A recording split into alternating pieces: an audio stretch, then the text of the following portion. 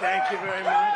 I don't have any notes. I don't have anything. I'm up here all by myself with all the fake news back there. And you know, if you make a little mistake, do you think Biden would get up here without notes? In fact, if he had notes, it doesn't make any difference. Anyway, so I just want to thank you all. This is incredible. These are our friends. These are the people that are going to really help us on that very special evening coming up in 45 days, right? 45 days. And we're going to do something that I think it's the most important election in the history of our country. I used to say that about 2016, but this will be the most important election in the history of our country because our country is going to hell. It's going to hell rapidly. It's not taking long. In fact, it's hard to say this because it's such a negative thought, but 1 year is a very long time. We're actually now even a little less than a year, but that's a very long time. The kind of destruction that they've been doing to our country is just not acceptable. It's not acceptable. They're destroying America. They're destroying our land, our everything. Anything having to do with us, they're destroying. Open borders, high interest rates, high taxes. Nobody's ever seen anything like that. The Afghanistan surrender, what they did there, people forget. You know, the fake news doesn't like talking about that because it's negative. They only want to talk about positive, but they can't find anything to talk about because there is no positive. There hasn't been a positive thing happen in this administration since it came about with a rigged election 3 years ago. There hasn't been a positive thing. If you look back and you want to try and figure out what's gone on, there hasn't been one positive thing, I don't think, that's happened to our country. And I have to tell you, Jimmy Carter, as you know, our First Lady went to the funeral of Rosalind Carter. It was a beautiful event, by the way, and everybody was very nice, really nice. But Jimmy Carter is in his latter years, 99, in his latter years, he's got to be a happy man because his administration was brilliant compared to what we have now. Brilliant. If you look at his administration, he's considered now a brilliant, brilliant president by comparison to what we have now. Look, if you took and you can look at it anyway, I used to say if you took the 5 worst presidents, I could probably say a lot more than that, like 15, 20, but let's be conservative. Let's say 10. If you took the 10 worst presidents in the history of our country and added them together, they would not have done the destruction to our country as this man and this group of people have done, because it's not just this man. This is far beyond this man. I don't know if this man knows what's happening, but there's a group of people that have done great damage to our country, and we have to win. This is the most important. We have to win. We have to get out, and we have to initially caucus. I think we're in good shape with the sanctimonious. He seems to be dropping like a very, very sick bird into the ground, slowly into the ground. You know, I took it personally because I got him elected. He was dead as a doornail. You know, now he likes to say, well, I'm not sure if it was that. Let me tell you, he was down by like 40 points. The nomination process was moving along rapidly.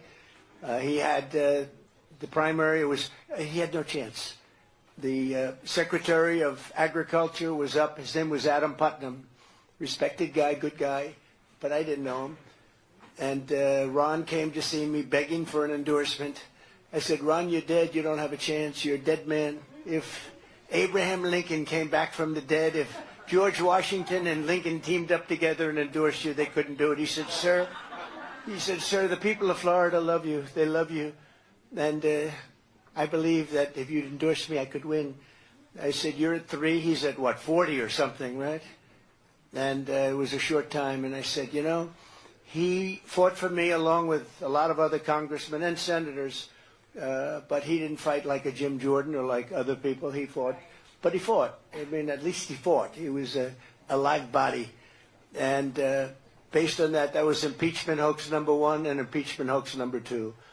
So I said, why not? I don't know the other gentleman, Adam Putnam. I'd ever met him. So I said, let's give it a shot, Ron. Let's see. So I endorsed him, and he went like a rocket ship. And he won. And then I had to get him through a general election. He was dying on the general election. We had to do it all over again. We held 2 or 3 rallies for him. The rallies had massive crowds, biggest crowds people have seen in years. Nobody's ever seen rallies like this. You know, today's not a rally. This is our little friends. And then we're going to another stop about who is somebody going to be there too? Are you going to be there too? That's pretty good. That's pretty good. But we're going to a second stop, and then we go back, and then we're coming again next week. And then around January, we'll be coming, and we'll be blitzing this beautiful place that I've helped so much with ethanol, right? You know, DeSantis was opposed to ethanol, you know that, and now I guess, I don't know, I have no idea, I'm not sure, but probably he's in favor of it now. But one thing you'll learn about a politician, when they're against something, that's where they always go, and they'll switch for elections. But so the bottom line is I endorsed him, he won, and then I got him through the second one, and he won by 2 points. And then he did fine as a governor. He was fine. He was better than many, not as good as some, to be honest. It's very simple. But he wasn't as good as some. We had some great ones. Henry McMaster, South Carolina. Kristi Noem, as you know, of South. They like her, right? They like Kristi. Kristi was very nice. She said, you know, she's only won elections, never lost an election. And a lot of people thought she'd be running for president. And she said, I was watching this. I said, well, that's nice for a change to hear somebody speak honestly. She said, I can't beat him. What's the purpose in running? So I'm going to endorse him because he's been a great president. And I appreciated that. A lot of people appreciate it. Other people like Arkansas, he gets up, right? Asa, right? Asa. I call him Ada. Ada Hutchinson. He's been polling at 0 for 5 months and he's still in. I said, is he still in? You got to tell me, what's the game here? He's got 0. I think he's at 0 for 5 months, and he's still there. And I don't know what these people do. I don't understand it. But we have to come together as a party because we have to beat probably Biden. I mean, I'm not sure he gets to the starting gate. Maybe he does, maybe he doesn't, whatever. But whoever it is, doesn't matter because it's going to be the same ideology. Maybe it gets even worse, and we have to do something. So we're here on the occasion of a lot of the Trump caucus captains with those beautiful white hats. Look at those hats. And everybody that's a captain gets one of those beautiful. And they are good-looking hats. I'd like to have one of those hats. And so, you know, it's January 15th, Martin Luther King's birthday. Speaking of that, did you see where a very respected representative of Black Lives Matter, New England territory, right? New England, endorsed Trump, he said.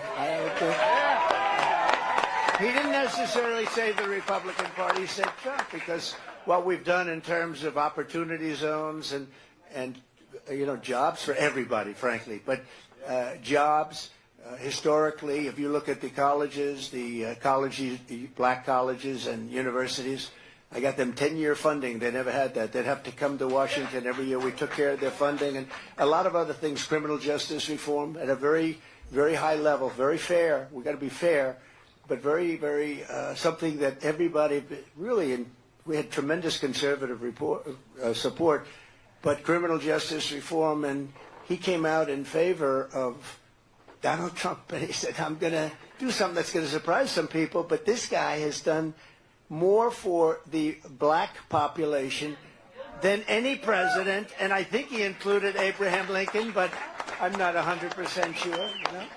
But it's a great honor, and we just had a poll, 22% and 25%.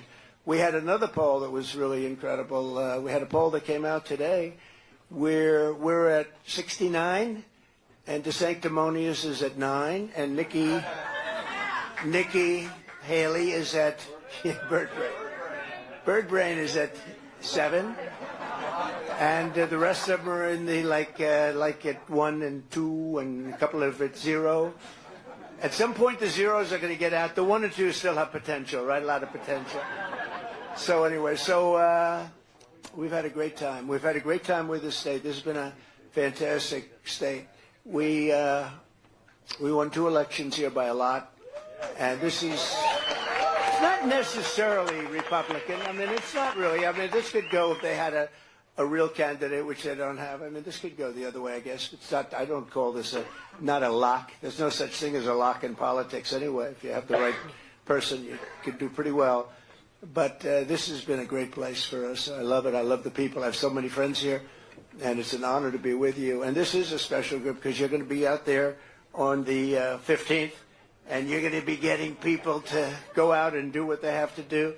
The first time I did it, I learned a lot. You know, when we had our caucus, and nobody knew what the caucus was. What does it mean? And I had Ivanka here, and she said, Daddy, we had a man that didn't quite do the job, but we you know, it's funny, I came in out of 18 people, we came in second, and they acted like it was the greatest political defeat of all time. I said, well, you know, I came in second, and I came in second, we would have done very well if it was a regular primary, but a caucus is very different. We learned a lot, and this time we have the best team anyone's ever assembled for caucus, you know. And we came in second, and the fake news made it sound like it was the same. And I thought about it because we should have won it with, you know, a lot of sort of foolish things happened. And it's the only time I had a minor defeat, but I learned a lot because we then went to New Hampshire and we won big, and we went to South Carolina, we won big. They said, no, you won't win because that's the military and that's Bush. I said, no, I think the military is Trump. And we won. And we won big. And then we just ran the tables, didn't we? We went to Florida and we beat a senator and a governor of the state, and by a lot, and we just ran the tables. It was an incredible thing. We went to Indiana. Bobby Knight just died. Indiana had a great coach, for those of you that are basketball fans, right? Would you say? A great coach. He had the last, I guess it was the last undefeated team. They were like 38-0 or something. They won the national championship. And he tended to do it with, I mean, he had some very good players, but he tended to do it with teamwork as opposed to, you know, the star player. And he was a fantastic coach, and he was a big fan of mine. He went to, a friend of mine said, you know, when you get to Indiana, if you could ever get Bobby Knight. I said, you know, it's an amazing thing. Bobby Knight called me 2 years ago, before I even really considered heavily doing this. He said, I don't know you, but you should run. And if you run, I'll support you, and you're going to win. And I said, well, it's really nice, Bobby, that you called. This wasn't really on the agenda, really. I was thinking a little bit about it. We thought about it when Romney ran and did a poor job when he ran against Obama, because that should have been done, because Obama had a failed 4 years, and he should have been able to do it, but he didn't know how to do it. He had no clue. And they did a poll, and I was way up. I think it was either Deface the Nation did a poll. Ladies and gentlemen, it's Donald Trump on Deface the Nation or Meet the Fake Press. So with Chuck Todd. Sleepy Eyes, he's gone. He's gone. Sleepy Eyes, Chuck Todd is gone. Eventually they disappear. But, and he hasn't disappeared, but sometimes the bad ones should, because we need an honest press. We really need an honest press. So we looked at it then, and then we looked at it. But Bobby Knight called me, and it was an amazing thing. I have a lot of papers on my desk, tremendous amount of stuff. I do a lot of things. You know, I'm running a business, and I'm thinking about this. And even when I was doing this, I was running a business. And so what happened is, giving a serious thought. So Bobby Knight called. He said, you just call me back at this number. And I had his number. I wrote it down. And I put it in, it's just almost like from God. So I put it in a stack of paper that was 1.5 feet, 2 feet high on the left of my desk. And I had another stack and another. I had 3 big stacks of paper, thousands of pages. And we were now coming to Indiana. We were doing great. We were doing great here. We were doing great everywhere. But we were on the march. And I came from, you know, somebody that a lot of people said, he's just doing this for fun. I said, you call this fun? You think I'm having fun? You get indicted every week for nothing. Ladies and gentlemen, Al Capone was, you know, Al Capone got indicted once. They got me 4 times because I protested an election. I protested an election, and they indict you. These people are sick and they're bad. But so I'm sitting at the desk, and a friend of mine's there, and he said, you know, and he knew something about Indiana. He said, you know, if you could ever get, now this was 2 years ago that Bobby called. He said, if you could ever get Bobby Knight, the great basketball coach of Indiana, great coach, rough guy though, rough, tough guy. If you could ever get him, Indiana would be guaranteed. I said, you know, it's funny that you mentioned, because 2 years ago I got a call from him, and I didn't even know if it was really him, but it was him. They said, sir, do you know man named Bobby Knight? I said, no, but there's a coach named Bobby Knight. Maybe it's him. Well, I think that's what it is. So I picked up and I immediately recognized it. Trump, this is Bobby Knight. I said, that's Bobby Knight. There's no doubt about it. But he gave me the number, and my friend said, Bobby Knight. I said, tell you, let's take a look, because I put the number over here. Now, thousands of pages. And I went like to the middle stack. It was amazing. And I just pulled up a whole pile, put it over here, and looked at the top, and there was Bobby Knight's phone number. Is that incredible? No, I mean, that's God. It's God. You're right. No, I just, with thousands, what are the odds of doing that? And I'll never forget it. I'll actually never forget it. So I immediately called him, and he goes, I've been waiting for your call. He said, let's go. And we actually, we went to Indiana, and we had the big basketball arena where he was coach and had such an incredible career, actually an incredible career. They treated him a little badly when he threw the chair. He was a slightly volatile guy. He threw a chair across the arena. That chair was moving pretty fast, right?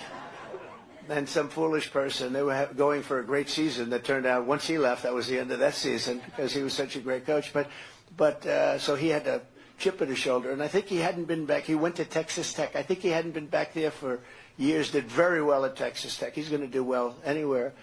And it's the first time he came back to Indiana. He was angry with Indiana, and he came back for me, and we did a rally, and it was an unbelievable. Everybody was crying in the audience. We had maybe 18 or 20,000 people in this incredible arena, and everybody was crying. He was even a little bit crying. He hasn't cried in a long time, but I didn't know that. It was a reunion. I was told that when I was going there. They said, it's a big deal because Bobby hasn't been back in years because of his, his feelings were hurt, and he went back and he said, this guy is the guy, and he gave a pep talk. In fact, he talked for a while, and he introduced me, and the place went crazy. And then he went off the stage. Everyone went wild, and I started speaking.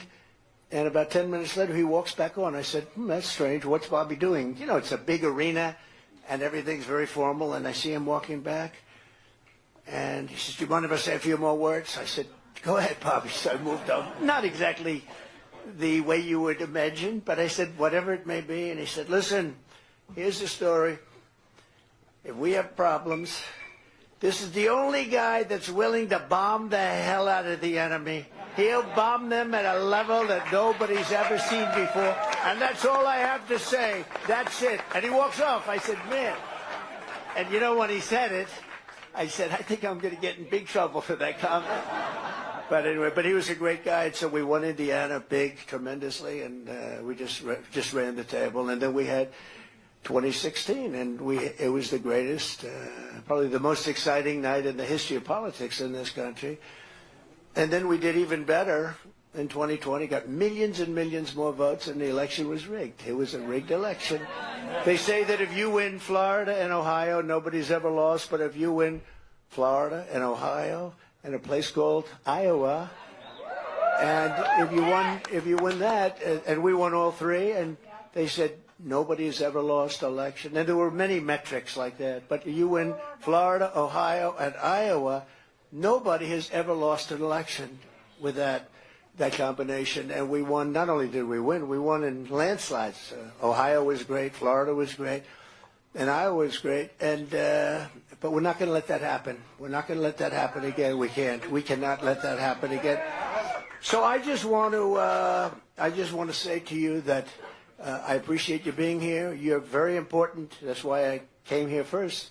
Very important, because you're the ones that are going to make sure that everybody gets treated beautifully. It's so different than a regular election. It's the caucus is a big deal, but it's so different than the regular election. You'll be greeting people and talking to people, and they'll ask you questions, most of which they know the answers to before they ask the question, right?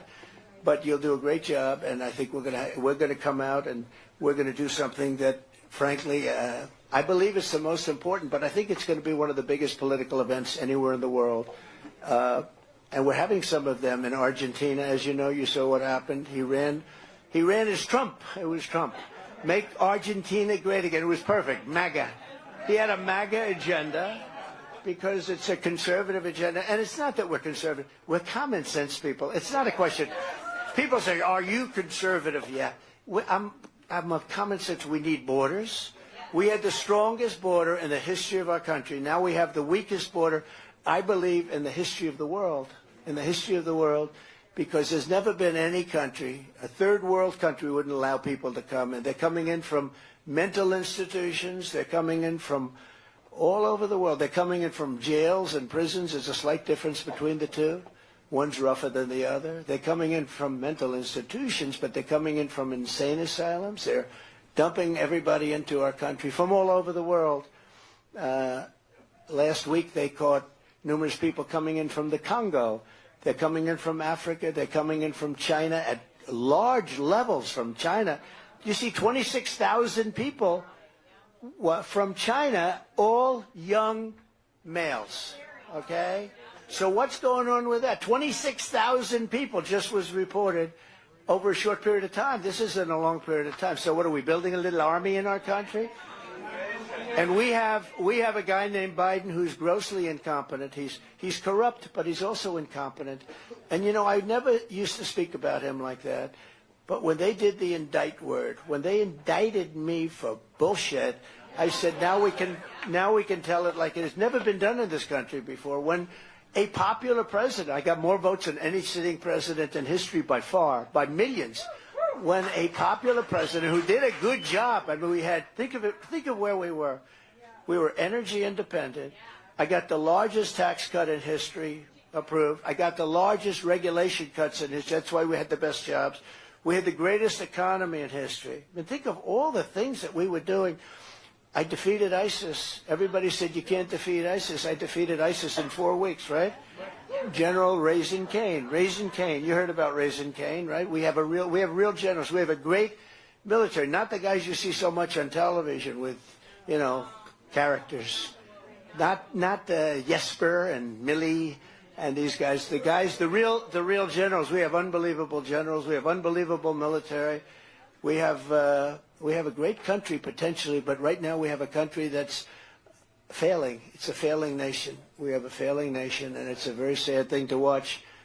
We had it going so good. If Biden would have just gone to the beach like he's been doing almost every day and left everything alone, if he would have left the border alone, Tom Homan and Brandon Judd and all of these people, we had great people, and they had the border so good. Best we've ever been in recorded history. And now we have an open wound. We have a sieve. The water's just pouring right through. The people are coming right through. The drugs are higher than ever before. We had them way down. And I had a deal with President Xi of China. They were going to criminalize fentanyl. If you make fentanyl and you get caught, they're going to criminalize it. And you know what their penalty is if you get caught with drugs? Death penalty for drug dealers and for drug makers. And they were going to criminalize it. It was all done, and then we had the result of this ridiculous election where they used COVID to cheat, and other things too. You don't even have to go into ballot stuffing, the 2,000 mules and all of that.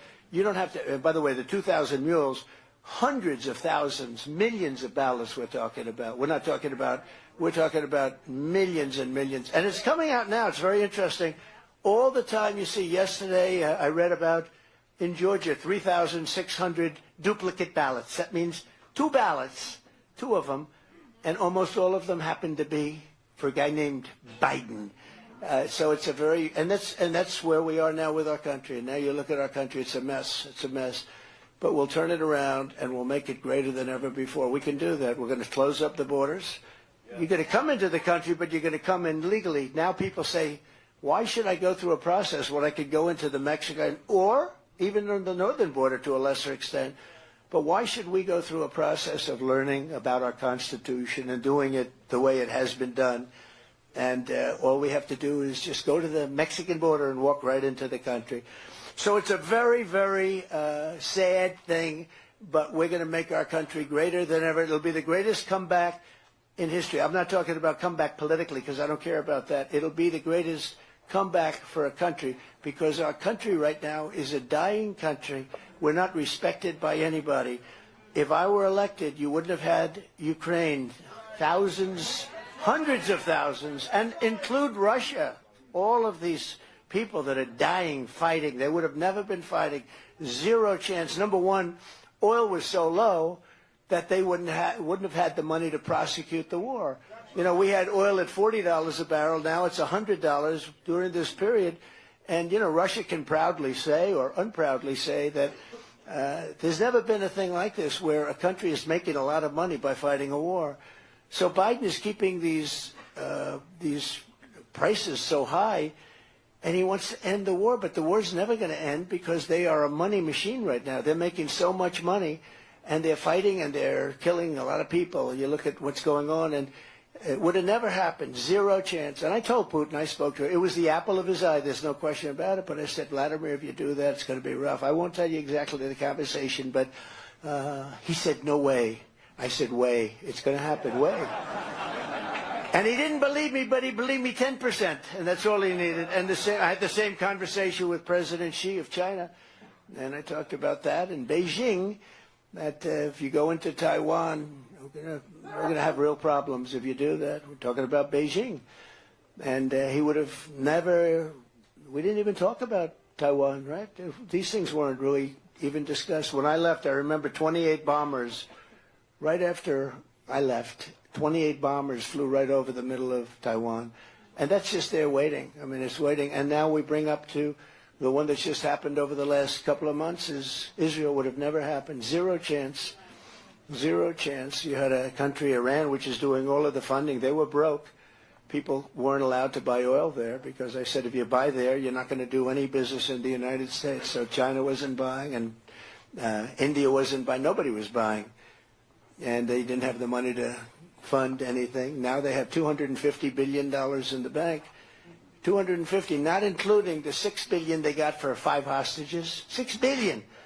They released $6 billion, and the other one is pretty incredible. They just, you read about it 2 days ago, for electric. You know, they sell electric to Iraq, and we had control over it, and they just released $10 billion for the electric. 10 billion, so if 6 billion and 10, but that's peanuts. The big thing is the oil. And they released all of our sanctions, all of the things that we had going where we would have had a deal. I think we would have had a deal with Iran within 2 weeks of the election, had the election been an honest, not rigged election. So many bad things have happened to our country, but we're going to turn it around. And I think we can do it fast. We're going to drill. We're going to be drilling like you have never seen before. We're going to end your mandate on cars. You know, you have cars. Here's the problem with an electric car. They don't go far. Very simple. Somebody would say, I wish I could make it more complex. Like, here's the problem. They don't go far. They cost a fortune. But they don't go far. So unless you want to go to the local store or something, you're not going to buy it. If you say, let's take a trip to, let's see, what's a nice place around? Let's go to Ohio. Let's say, yeah, let's go down to Florida. No, you'd have to make 30 stops, right? You don't want to go to Florida. Too many stops. But, you know, you have to make all these stops. They take a long time. The whole thing is ridiculous. It's almost like, and, you know, the new one is they want to make army tanks. They want to do the army tank thing. You know about that. They want to make army tanks all electric. Do you believe? We have the greatest tanks in the world. And we do the best tanks. We do the best submarines. We do a lot of the best things. But we make the greatest army tanks. They want to make them electric. Now think of this. They have the same problem. They don't go far, right? They don't go far. So you're in the middle of the desert. You say, you know, we're running low on electric. Do they have a charger around anybody? They're charging. The other thing, batteries are very big. They're very big, very heavy. So you'd have to have the army tank pulling a battery probably and a truck behind it. So you're pulling a battery. That wouldn't look too cool. But what do we do? So we want to have nice, clean emissions so that the country that we're blowing to hell is not hurt environmentally. Now, it's the same thing with planes. They want jet fighters. They want you to use a certain type of biofuel that, and it's a fuel that is 15% less efficient for the plane. So think of it. You're a pilot. You got this really incredible weapon, and now you're expected to use a plane that's 15% less. So here's the difference. 15% less in having the full. The difference is, one, you get blown out of the air and you don't have a chance. The other one is they don't have a chance against you. but they want to do that so that we protect the environment over the country that we're bombing the hell out of. Isn't it just, are these people crazy? They also want to go to all-electric boats. You know, I was in South Carolina, a really great boat company, a boat manufacturer, and I said, so what's the big problem? Well, sir, they want us to start thinking about going all-electric boats. I said, wouldn't that be very heavy? He said, heavy? The whole boat's going to be a battery. And I actually brought up a thing. I said, so if your boat sinks, do you get electrocuted when it goes down? He said, you know, nobody's ever asked that question.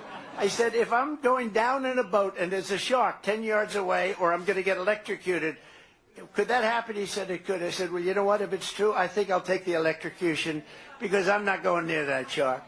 But they are talking about things like that. These people are crazy. These people are crazy. They want to make all electric trucks, the big 18-wheelers, the biggest trucks. And she says, wait, oh, you drive. Can you imagine? So if you go to like a Peterbilt or one of these great truck companies, and if you have a truck, big one, they can go 2,000 miles on a big tank of diesel. An electric truck, big one, will go 300 miles. So that means you're stopping 6 or 7 times. You talk about supply chain problems. You're going to stop 6 or 7 times, and the load, it's not as good, it's not as... The whole thing is a disaster. And I met with trucking companies. They say, we tell them this. A child would understand it in 5 minutes, and they wouldn't do it. We tell them this, and it has no impact. You drive a truck? I do. What kind of a truck is it? What? I drive a school bus, too. And how do you find it from the standpoint of the electric? It's ridiculous. We have 2 battery-operating school buses in Cedar Rapids. Right. Really good for 3 years. So she has 2 buses that are operated by electric, by battery, and they're good. In other words, Really good for 3 years. that's because the battery is no good, right? And that's about 90% of the cost. Yeah. And the other ones you can keep them going forever, right? Absolutely. We got buses from 2009. But see, at least the school bus, you know, you have a shorter day, or shorter this and that, and shorter stuff. I drove a dump truck. You couldn't do that in town. You can't do it. And No. do your load. As a truck driver, you're going to be screwed out on the road. Well, no, you're going to be getting your battery charged. And this is a truck driver. You don't look like a truck driver to me, I'll tell you. That's one hell of a truck driver.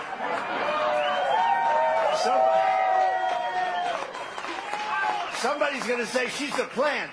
She's a plant. No, but she knows the subject. I can see it. No, it's terrible. It's terrible. And you can't talk reason because these people are crazy. You can't talk reason to them. You know, I could sit down and in 3 minutes explain like the trucks or the army tanks or even cars. But at least with cars you could say, hey, if it's a short distance. And you should be able to buy electric, but you also should be able to buy gasoline-powered cars. We have all the gasoline that China doesn't have. It. China, all of this that you're seeing with the UAW, it's going to turn out to be a disaster because they haven't done anything about this electric car mandate. And you're not going to have any of these cars made in the United States. It's going to be a disaster for the UAW, for the people of the UAW, how they approve that contract without making a deal on that. So these are just some of the many problems. We have so many problems. One of the biggest problems is the world does not respect us anymore. They respected us 3 years ago, like at a level that I don't think they've ever respected us. And now they don't. I tell the story with Macron. I said, you're going to do that? Well, we're going to put 100% tariff on your wine and champagne. They were going to do something very bad to our country. They were going to tax our companies. And that's not fair. We have to protect our American companies. And I said, you're going to do it. And my people said, sir, there's no turning back. I mean, they're going to do it. Oh, really? I don't think they're going to do it. I said, try it again. Smart people. They came back. They said, no, they won't do it. I said, let me handle it, okay? And I called up Macron. I said, listen, you're going to do it? Yes, sir. It's already signed, sir. I'm sorry, you know. And I said, well, that's okay, but here's what we're doing. On Monday morning, we're going to put a 100% tariff on all wines and champagnes coming into the United States. You can't do that. That's not fair. What you're doing isn't fair, too. And within about 3 minutes, he said, may I call you back? This is Macron, who I like a lot, by the way. But he's for France, you know. He's not for us. He's for France.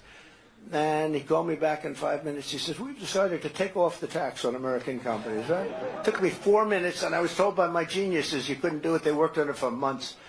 So anyway, that's the way it goes. But I just want you to say it. What? Iowa people! We want Iowa people. We want. Well, you know, with your governor, I got along with her very well.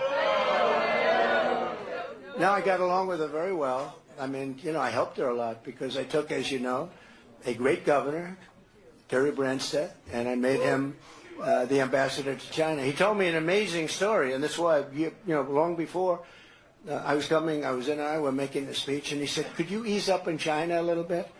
I said, why? He said, because I'm very friendly with the president of China. I said, how would you know the president of China? He said, when I was selling corn, he was the buyer. He was representing, and he came home like 40 years ago. He told me this story. It was amazing. And I remembered, and I said, how would you like to be ambassador to China, right? But I said, Terry, let me ask you, why would you know him? He said, because we got to be friendly. He was a buyer of corn. And, you know, Terry was a very successful seller for the state. And I remember the story, and it was pretty amazing. And he said to me that he went back home and he told his wife, he said, I met the most capable person, and I believe he's going to be a president of China someday. That was 40 years before. And lo and behold, so when I became president, I took him out. I said, you just set the record. You know, he's the longest serving governor in the history of the country, not just of the state, but of all states, 24 years or something like that. I said, you've broken the record. How about doing the following? Why don't you become ambassador to China? You'll be friendly with President Xi. That makes sense to me and all that. And he did a very good job. But because of that, Kim Reynolds was the lieutenant governor. She became governor, and that was fine with me. Then an election was coming up. And generally speaking, when people get put into a position like that, they lose in politics for whatever reason. It's like if you look back at the history books, when a governor appoints himself senator, which happens, they very rarely win. I think they almost never win because people don't like that. But she was, now she was the governor and doing nicely. She was doing fine, you know. It was not that difficult. This state is not that difficult. And it's a great state with great people. But she became the governor, and then she called me. She had a big problem. She was running against a very wealthy man, I believe a farmer, handsome man, they said. Handsome, good-looking, wealthy, had everything, Democrat, and he was way up in the polls, and he was going to win. And I came in, I did a big rally, I did a big endorsement of her, I fought like hell, and she ended up winning, right? And then the second time was much easier, but I also kept you in the position of first. You were first in the nation, which I didn't have to do. So I did all these things, and then I spoke to Kim about 4 or 5 months ago, whatever. And she said, I'd like to remain neutral.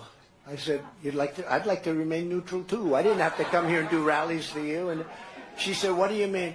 Well, because we're first in the nation, I'd like to remain neutral. I said, I'm the one that kept you first in the nation. She said, well, it's, because of that, though, I'd like to remain neutral. I'd like to be able to go and really politic and work with all of the candidates. I said, all of the candidates are running against me. That doesn't sound like so good. And it wasn't a quid pro quo, as they used to say in impeachment hoax number 1, which there were none, except with them. They had the quid pro quo. They're the ones that cheated. We didn't cheat at all. But, she said, I think I'd like to be able to campaign with everybody. I said, so you're actually telling me that you want to be able to campaign with everybody because you're first in the nation. I'm the one that made you first in the nation, and I would have done it anyway, but I would have done it anyway. And I said, all right, that's a very shocking thing, but you don't have to have, I wouldn't, she's not here, I wouldn't have her here. So that's the way it is. So then she goes, and I read where she's going to support Ron DeSanctimonious, who's like 50 points, who in the nation is like 50 points down and very substantially down here. And people have found out he's got no personality, et cetera, et cetera.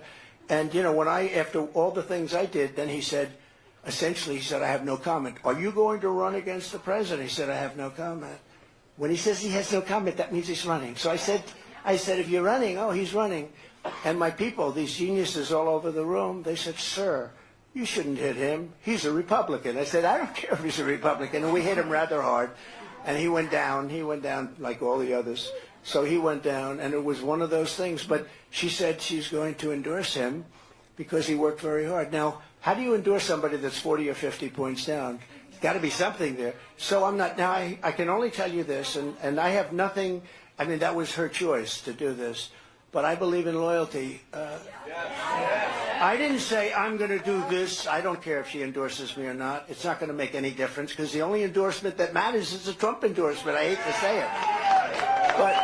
But when somebody does that, that's a lack of loyalty. And my people all told me, sir, don't bring up a story like that because I'm just doing this now because we're all working for the same thing. We want to win this election. We're going to take back our country. But they said, sir, people don't care about loyalty. I said, I think they do. And I've been right because here's what happened. 6, 7 months ago, she was the most popular governor in the country. Do you know where she is now? Last. She went from most popular governor in the country to the least popular, and he's right down at the bottom too. So she went from the most, and I was even surprised to see this, but she went from the most popular governor in the nation to the least popular governor in the nation. Same chart, same poll, very respected, everything else. It's shocking.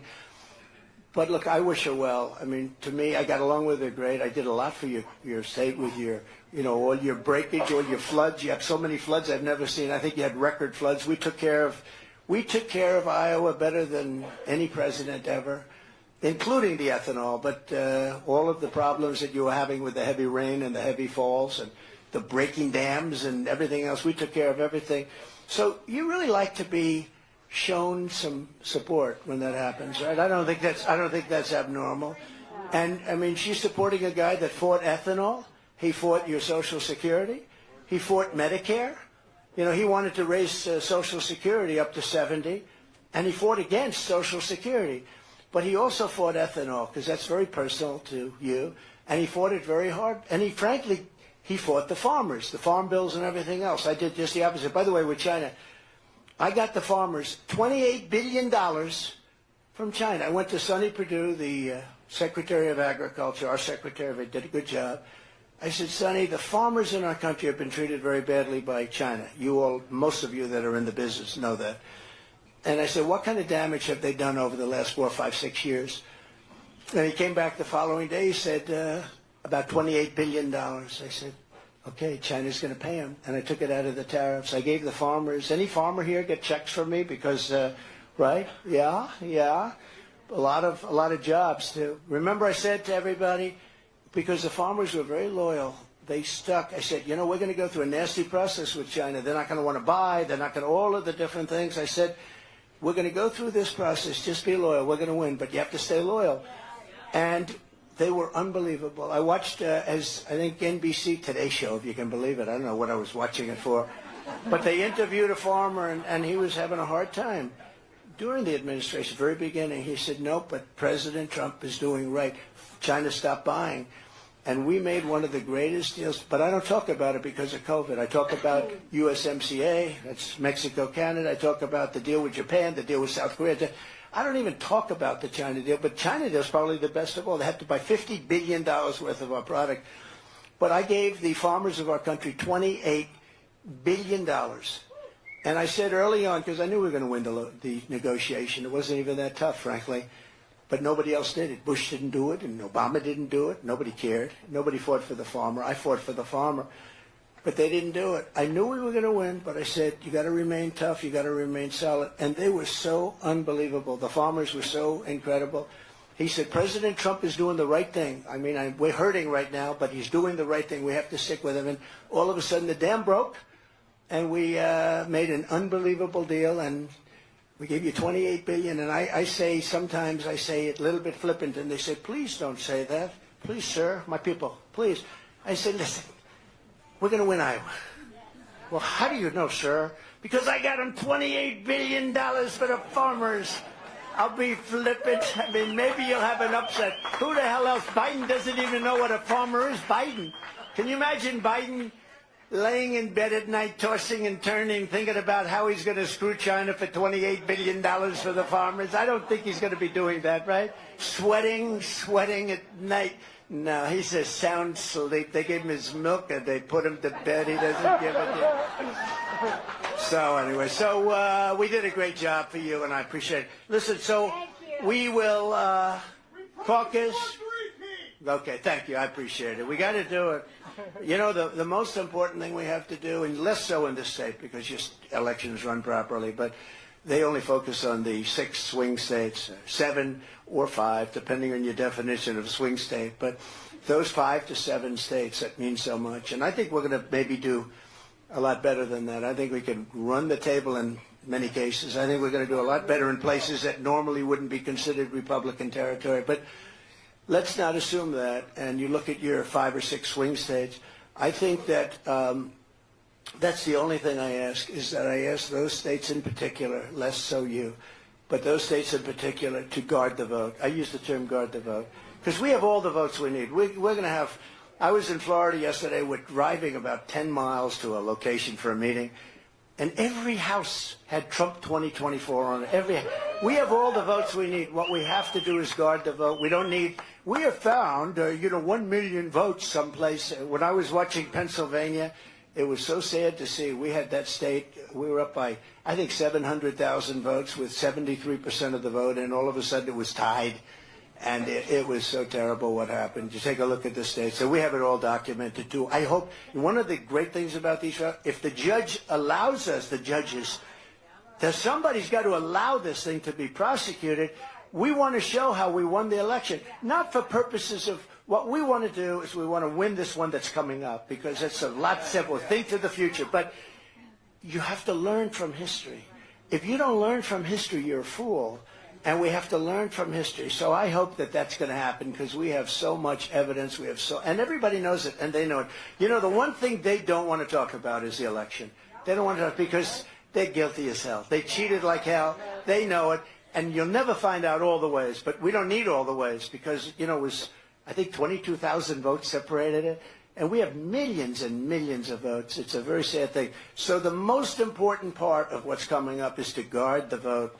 And you should go into Detroit, and you should go into Philadelphia, and you should go into some of these places, Atlanta, and you should go into some of these places, and we got to watch those votes when they come in, when they're being, shoved around in wheelbarrows and dumped on the floor, and everyone's saying, what's going on? We're like a third world nation, and we can't let it happen. So I really appreciate it, caucus captains with all those beautiful hats, and anybody that becomes a caucus, we give it to the people that are the captains. But I think we're going to have a phenomenal night. So it's 7 p.m. on Monday, January 15th, Martin Luther King Day. And I really appreciate that. And I'm very glad they didn't give me any notes, because if I did, I would have been reading. I would have been saying, thank you, here's Biden. Thank you. I saw something the other day that was incredible. He's taking questions. And again, I wouldn't talk this way, but he indicted me.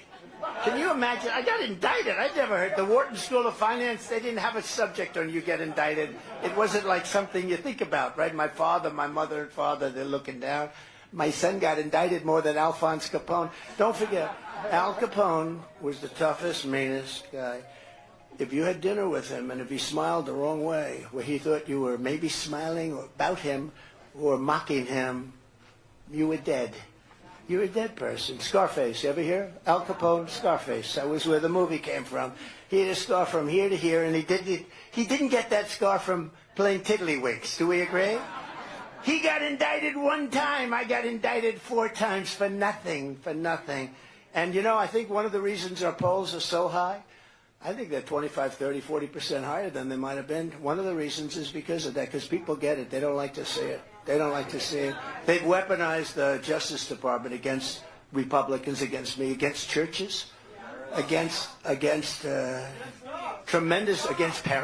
Against parents in favor of school boards that are run horribly. So I think what they did was a big mistake. I know that they had 2 other options, and they said, don't do it again. They're going to indict him into the White House. Don't do it again. So it's one of those things. But it's very sad for our country. When that happens, I think it's a very sad day for our country. So if you would work really hard, make sure that you're all working that night. Bring as many people as you can to vote. And do the caucus like nobody's ever done the caucus before. And we're going to win that, but we have to win the other. And I think that sends a really good signal. The more we win, they're going to see that signal for the November election, and we have to win. The one way you do win is you swamp them. If you swamp them, there's a point at which they can only cheat so much. They will cheat. They're going to try and cheat like hell. It's so sad to see. It's so sad to have to report. But if we swamp them, and part of swamping them is winning the primaries in record numbers, and I think we're going to do that. We seem to be doing it everywhere.